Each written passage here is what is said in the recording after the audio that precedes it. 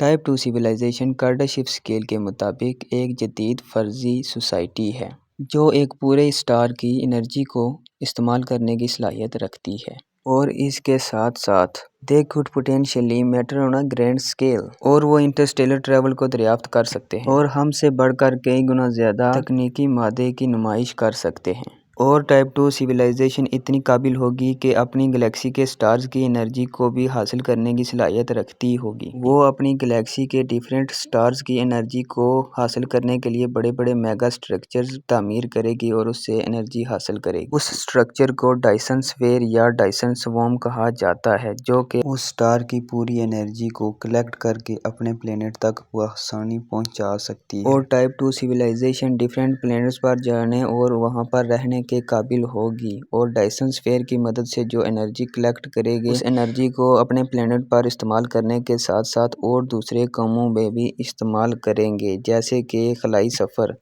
اور دیگر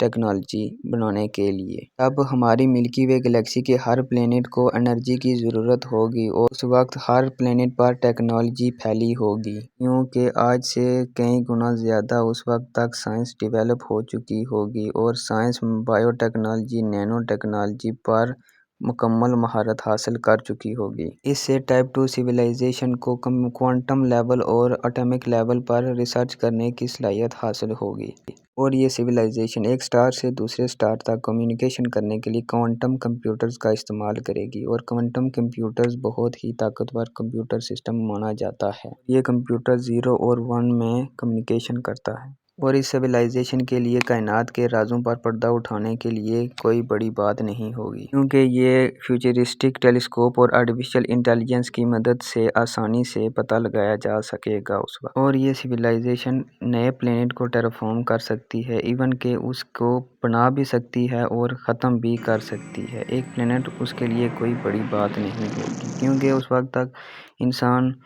اتنے ٹیکنالوجی میں آگے ہوں گے کہ ایک پلینٹ کو بنانا یا ختم کرنا ان کے لیے کوئی بڑی بات نہیں ہوگی۔ اور یہ سویلائزیشن ہر پلینٹ کو اپنے رہنے کے قابل بنا سکتی ہے، اور اس وقت کی سویلائزیشن زیادہ تر سائنسی ایکسپلوریشن، اپنی جدید ٹیکنالوجی اور توانائی کے ساتھ ساتھ ٹائپ 2 سویلائزیشن کے لوگ پرجوش سائنسی تحقیق میں مشغول ہوں گے، اور اس میں بلیک ہولز، نیوٹران سٹارز اور فلکیاتی نظام کے بارے میں جاننے اور اس کے تجربے کرنا شامل ہوگا۔ اور ٹائپ 2 سویلائزیشن کا معاشرتی ڈھانچہ ہم سے بہت زیادہ مختلف ہوگا۔ نظام حکمرانی، معاشیات اور اس وقت کے سائنسدانوں کی پریڈکشن کے مطابق ٹائپ 2 سویلائزیشن کی شکل و صورت اور جسمانی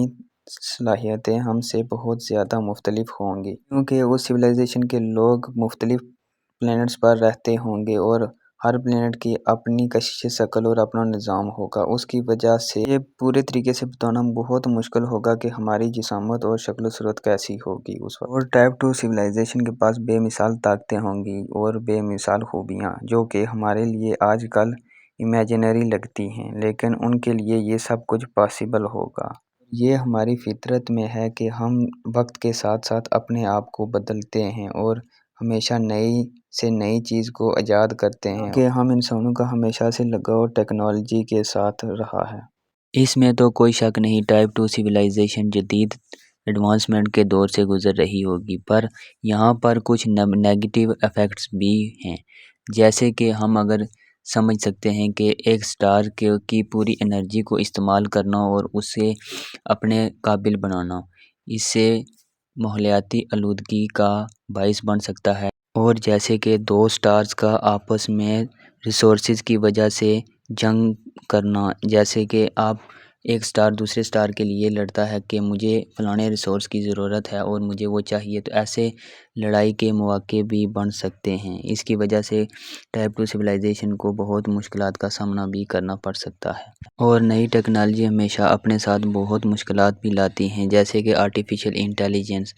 اور ویپنز کا، ہتھیاروں کا استعمال، اور جیسے کہ آپ جانتے ہیں کہ ایک ویپن کا غلط استعمال بہت ہی مشکل میں ڈال سکتا ہے ایک سویلائزیشن کے لیے، اور آرٹیفیشل انٹیلیجنس کا بھی غلط استعمال ہو سکتا ہے بڑے پیمانے پر، اس سے یہ بھی ایک نیگیٹو ایفیکٹ ہے۔ آپ کیا کہتے ہیں، ٹائپ 2 سویلائزیشن کے لوگ ہمیشہ امن پسند ہوں گے یا پھر لڑتے جھگڑتے رہیں گے ہماری طرح ریسورسز کے لیے۔